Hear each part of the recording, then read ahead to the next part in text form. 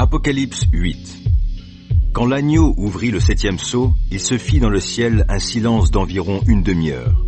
Alors je vis les 7 anges qui se tiennent devant Dieu. 7 trompettes leur furent données. Un autre ange vint et se plaça sur l'autel. Il portait un encensoir d'or. On lui remit de nombreux parfums pour les offrir sur l'autel d'or devant le trône avec les prières des membres du peuple saint. Et, de la main de l'ange, la fumée des parfums s'éleva devant Dieu avec les prières des membres du peuple saint. L'ange prit l'encensoir, le remplit de braises ardentes prises sur l'autel et le lança sur la terre. Il y eut alors des coups de tonnerre, des voix, des éclairs et un tremblement de terre. Alors les 7 anges qui tenaient les 7 trompettes s'apprêtèrent à en sonner. Le premier ange sonna de la trompette. Aussitôt de la grêle mêlée de feu et de sang s'abattit sur la terre.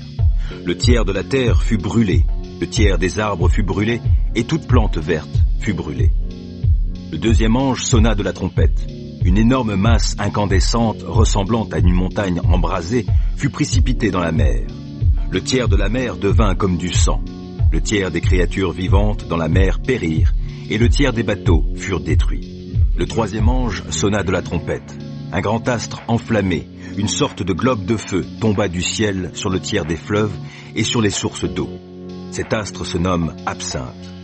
Le tiers des eaux se transforma en un liquide amer comme l'absinthe et beaucoup d'hommes moururent pour avoir bu ces eaux parce qu'elles étaient devenues amères. Le quatrième ange sonna de la trompette. Le tiers du soleil, le tiers de la lune et le tiers des étoiles furent frappés, de sorte que le tiers de leur lumière s'éteignit et la clarté du jour, comme celle de la nuit, diminua d'un tiers.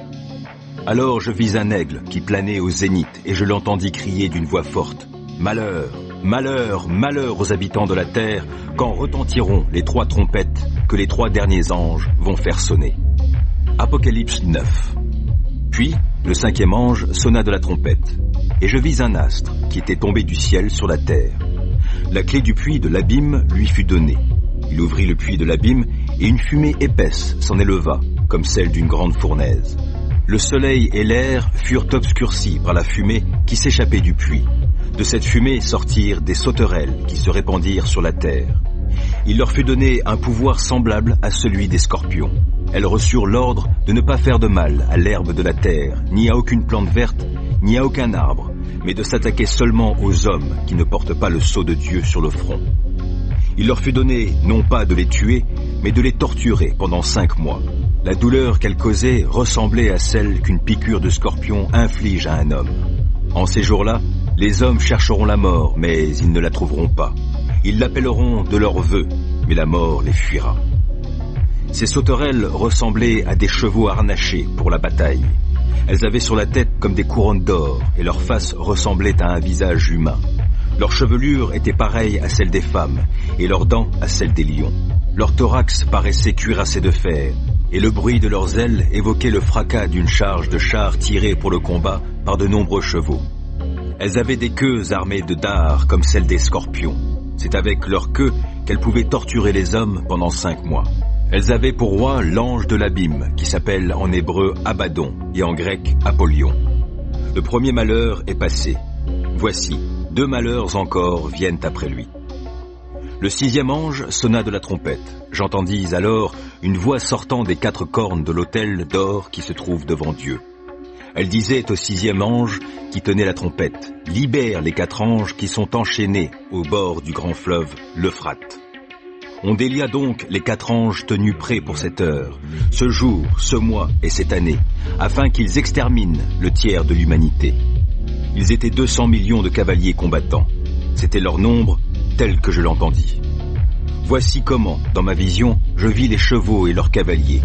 Ils portaient des cuirasses rouge feu, bleu turquoise et jaune soufre. Les têtes des chevaux rappelaient celles des lions et leurs gueules crachaient du feu, de la fumée et du soufre. Par ces 3 fléaux qui sortaient de leur gueule, le feu, la fumée et le soufre, le tiers de l'humanité fut exterminé. Car le pouvoir des chevaux se trouvait dans leur gueule et dans leur queue.